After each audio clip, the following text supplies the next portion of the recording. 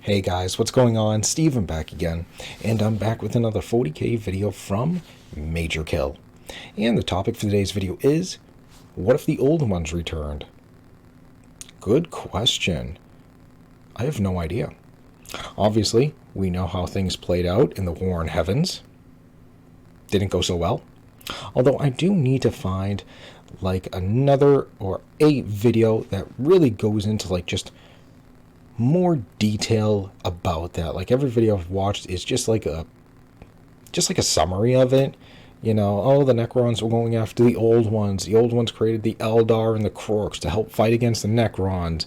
And, well, we know what happened in the end. But did the Eldar and Kroorks, like, you know, were they able to, like, put up much of a fight, a resistance? You know, was there some back and forth going on between them? Or did the Necrons just steamroll right over them and, yeah, take out the old ones? You know? I don't know, you know, but I would like if there is a video out there that just kind of goes into like more details. You know what I mean? That'd be kind of cool. But as of what if they return now? I don't know, because now there's a whole bunch of new races that have joined the party. You know, you got the full-blown Imperium now. You got the Tyranids. Chaos in its strength now. You know, I'm sure Chaos was not as powerful as it is now back then. You get the Tau. I'm trying to remember what other, you know, other real races. Yeah, it's kind of like pretty much it. So it would be very interesting to see what they would do. Would they create new races? Would they take control of the Eldar again? And I guess the Orcs? I wonder, would the old ones be able to free the Eldar from Slaanesh grasp? Are they that powerful to be able to do something like that? Because that would be interesting. Could they kind of like free the Dark Eldar? You know, since Eldar have to do all that horrific stuff, because if not, Slaanesh is sitting there waiting, you know. But what if the old ones were able to break that grasp of Slaanesh off of them? What would happen? You know, that'd be interesting. But yeah, I don't know. It would, like I said, it would be interesting if they did return. Would they go straight after the Necrons again? Round 2? Would they try to make alliances with someone? I don't know. Probably not the Imperium. No. Well, I don't know. I mean, the Imperium has had alliances here and there with Xenos races. I mean, hell, Yanari and Eldar brought Gilliman back to life. I don't know. That would be interesting, because it's like, that's another interesting thing. How was an Eldar able to revive Gilliman? Like, how do they even, like, oh, sure, you would like to see our Primarch? Yeah, here he is. He's right over here. Come and visit him. Oh, you want to do some sort of voodoo magic on him and stuff? Cool, go right ahead. So, I don't know. It would be very interesting to see what would happen. But anyways, let's get on to the video and find out what if the old ones returned. Here we go. G'day guys and gal. One of the most mysterious and intriguing parts of 40k lore are the Old Ones, an extinct race of cosmic toad gods that seeded the galaxy with life, used the warp as a goonmobile and pissed off both Chaos and the Necrons. They are as godly as they could be, existing in both the warp and real space simultaneously. Almost everything in the current setting can trace itself back to the Old Ones in some way, even 60 million years after their last sighting, with some theories even believing that the Emperor was the Old Ones' final failsafe, their last hope, an engineer. Really? But what if they returned? What if there are awoken or came back from a distant galaxy? Would they dominate the galaxy in its current form, or would there be so much turmoil and destruction that they would simply be Could they relegated to a revive powerful the Emperor? minor faction in the That'd be kinda cool. 40k. Before we get started, boy do I have something sexy for you. If you've watched this channel for a while, you've probably noticed a few Geology sponsored segments. With Geology being a men's skincare brand, I'm a huge fan. So that'd be interesting It's actually if good and it actually works. This the was me Emperor when I was like their 21. failsafe. This is me now. I'm no longer That'd be oily kinda or interesting blotchy, if they were and that's able because I've been to using revive Geology for him. some time. So I'm very happy to announce that Geology is running a 100% I don't know, like, off I don't know one-time how offer, which powerful includes a free exactly gift and 50% off an additional the old product of your ones choice. actually It's a are. Like, no-brainer. what But let me explain just how good powers do they Geology actually have? is. Geology only uses science-backed ingredients, the kind of stuff that is scientifically proven to help your skin.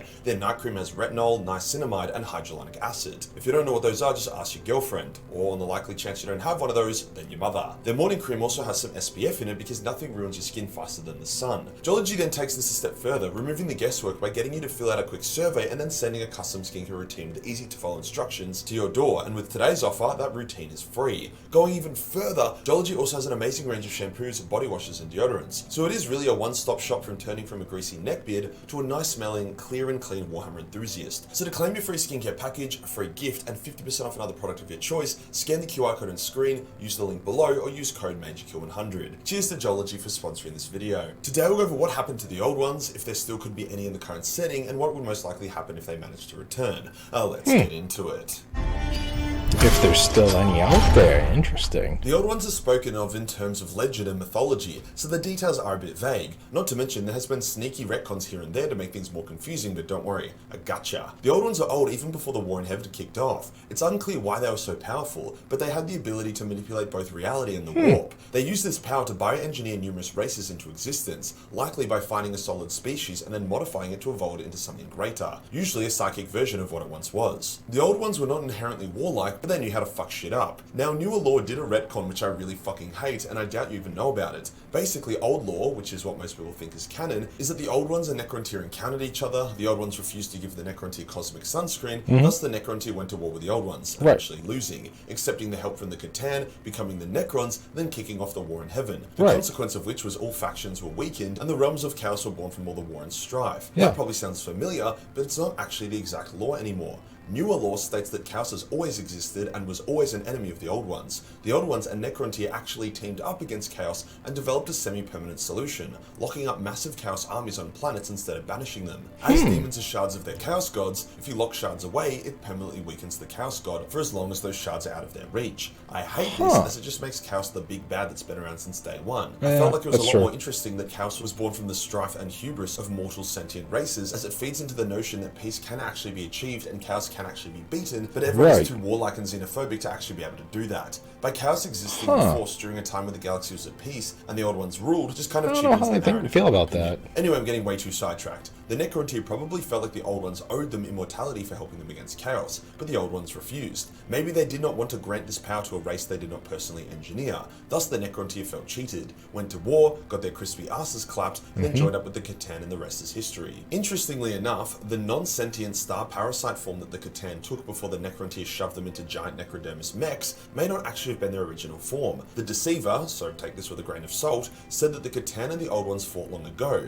with the Old Ones winning. This implies that the Catan had their power and personalities beforehand, got clapped, and then had to hide from the Old Ones, devolving into the star parasites to help hide, or perhaps that is what the Old Ones turned them into, as it's been established that killing Catan is a terrible idea as they are a part of the laws of reality. After all, it would be strange for unbothered star-eating space jellyfish gods to suddenly become malicious, sentient, soul-hungry gods with grudges against the Old Ones just because now they possessed a bunch of living metal statues. The war that ensured rocked the galaxy and made the Horus Heresy little metal statues. The result was the warp was stirred up from a mostly calm sea of souls into a place of hate and dicks and shit. The Necrons went to sleep, the Orcs were created out of desperation by the Old Ones and have plagued the galaxy ever since, the Eldar rose to power, using the leftover tech from the Old Ones to dominate the galaxy, the Catan got turned into Pokemon by the Necrons, and the Old Ones vanished. Most were killed, but the lore seems to imply that some just noped the fuck out of there. Like the lore doesn't say, and all were killed at the end. It definitely more so leaves the door open for a potential future return. Oh, okay, so some of them could still be out there. Old Ones as their gods, with their main god Qais still been believed to be alive, just in exile working, with it being heavily hinted that Kwa is an Old One. But now let's put on our tinfoil hats and let's say that the Old Ones return. Okay. Or let's make it more simple, since if all the Old Ones returned it'd just be a stomp, let's just say only Kwa returned, the sole surviving Old One. What would happen? Well, the Old Ones were known for their patience and long-term planning. Kwa would not just gung-ho into the galaxy. If he revealed himself straight away, the Imperium would designate him as a powerful Xeno threat that needed to be slain or contained. The Necrons would lose their shit and attack him. Some Catan may even break out of their Pokeballs in their eagerness to attack him as well. The Elder would also rush to him, hoping to use him to save their species. So overall, Kwa would want to keep on the DL while he got his bearing. Yeah, you probably want to stay on the down low there. But they were powerful as a collective race in a galaxy that was a lot more chill. They lost the war in heaven and needed Orcs, Elder, and other creations to do their fighting for them. In a similar way to how the Emperor was powerful as hell but needed Primarchs, legions of Space Marines, and countless sextillions of Guardsmen, alongside the Mechanicus to conquer the galaxy. Right. The Old Ones also needed help. Based on the legends, an Old One would be like an Alpha plus Psycho or some shit, either on par with or above the Emperor in raw psychic might, with none of the drawbacks, who'd be able to reshape reality in a localized area, communicate across the stars, and would be an absolute beast. But the galaxy is full of nasty shit now. Yeah. Kwa would first reveal himself to his Haran followers, as they revere him the most and are isolated from the other factions. He would use them as his initial force and manpower, before seeking to re-establish the Cabal, making contact with various figureheads from various races engineered by the Old Ones. Eldar, such as Eldrad, would be contacted, as would any still living Slan. Kwa would also likely be able to control the Jakero, the race of those orangutan-looking aliens who create obscenely impressive technology, but only on random whims. Kwa would know how to channel that, so that they could create the things he needs. Kwa would use the webway to sneakily travel around the galaxy, easily glamouring himself and hiding his appearance using his warp power. The odds of detection are low with so much shit going on. The Emperor easily hid his power and appearance when he wanted to. Kwa would have no issue doing the same. Now the Old Ones seem to only like to work with its own creations, as evident by it shunning the Necron tier and never getting help or aligning with other races, like the Crave. So Kwa would likely avoid the Tau, finding the similarities to the old Necron tier to be disturbing.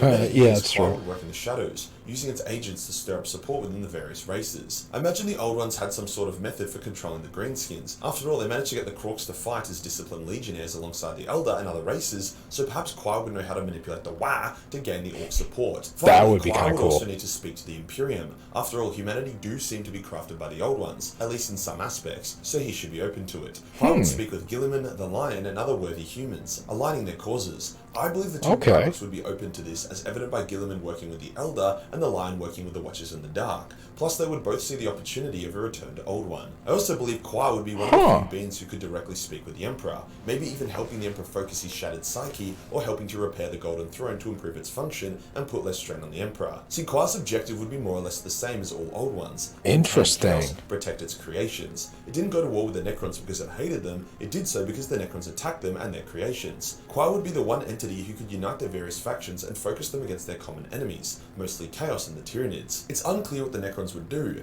Now that they have their independence back, many of them likely wouldn't hold much of a grudge against the Old Ones, and if they didn't attack Kwa, Kwa probably wouldn't attack them. Like I said, the Old Ones were pretty chill guys from everything I've gathered. You don't think they'd want revenge? There would be a resurgence in Eldar power, as Kwa would help restore their lost technologies and even help. But that would be interesting with the Emperor and stuff like that, and Gilliman the Lion being open to working with them. There to manipulate the Wa. Kwa would also be the only thing that would stand any chance of healing the Emperor and restoring him. But in saying that, we don't know exactly just how powerful a single Old One was. But I am confident that if applied correctly, Kwa could tip the balance of favour to the forces of order. Not by leading armies and ripping apart planets with psychic might, but through working behind the scenes. Now that is assuming things go smoothly, which they never do. Many assassination attempts would be undertaken against Kwa. Chaos would use as many bullshit hacks as it physically could to try and kill the Old One. Some Necrons would as well. The Tyranids would also be desperate to eat Kwa, as the biomass and DNA within him would be so advanced that it would make the Nids unstoppable. They would probably be able to create a physical body for the hive mind to inhabit that could genuinely continue. Nids be like nom nom nom. Bad news, a literal Tyranid god in real space. So the result of an Old One returning would either be a cool side plot that had a lot of Tyranid ramifications that are never realised due to a premature demise, similar to the Clone Grim subplot, or it could completely shake up the setting and change everything. Either way, it'd be cool as fuck to see. Hashtag bring back Kwa. If you enjoyed the video and you want to support the channel, then Patreon is the place to be, where we have high-res Warhammer artworks for wallpaper, nude cosplay photos, and a boatload of Battlemase 40 million hentai. Hit the subscribe button and hit the real subscribe button for more old content. Join the Discord for more memes, and I'll see you in the next one. Peace. Okay, so that would be very interesting if that one Old One did return.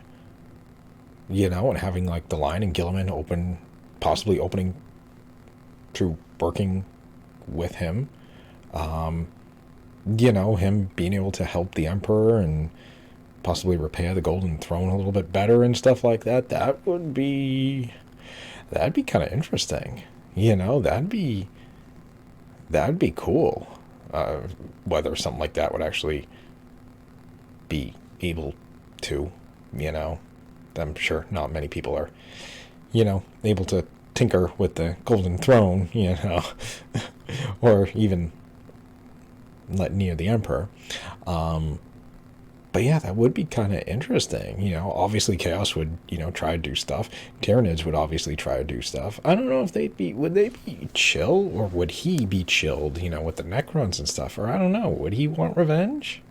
Would he want payback? You know, like, after everything that happened? You know, that'd be interesting. But, yeah, I don't know. It would be interesting. Will it ever happen? Who knows? Maybe. I mean, in the end, if it'll make Games Workshop money, I mean, what? Pretty much, look how many Primarchs have been coming back. You know? So, I mean, what? I mean, the way that how fast they're coming back too. You know, I don't know.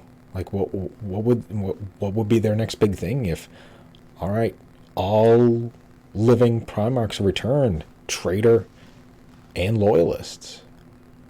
What would be like their next big thing? I mean, like, I'm expecting. I wouldn't be surprised if they bring in the Lost Primarchs too. You know, as like a last resort. You know, all the loyalists are back, all the traitors are back. Money, you know. So I don't know. I mean, we'll just have to we'll just have to wait and see. But I think that'd be a very interesting story. You know, that'd be a great plot story. You know, but who knows? Maybe it will, maybe it won't. Who knows? But anyways, there we go. There's the video. So let me know what you guys think. What do you guys think if the old ones returned? How do you think it would play out? What do you think would happen? Let me know down below in the comment section. But other than that, if you guys enjoyed the video, hit the thumbs up button. That'd be awesome. Remember, feel free to subscribe to my channel. And of course, if there's any videos you guys want me to check out, let me know down below in the comment section, and I'll be happy to make a video on it. But other than that, just stick around. More videos are on the way. And I will see you guys next time.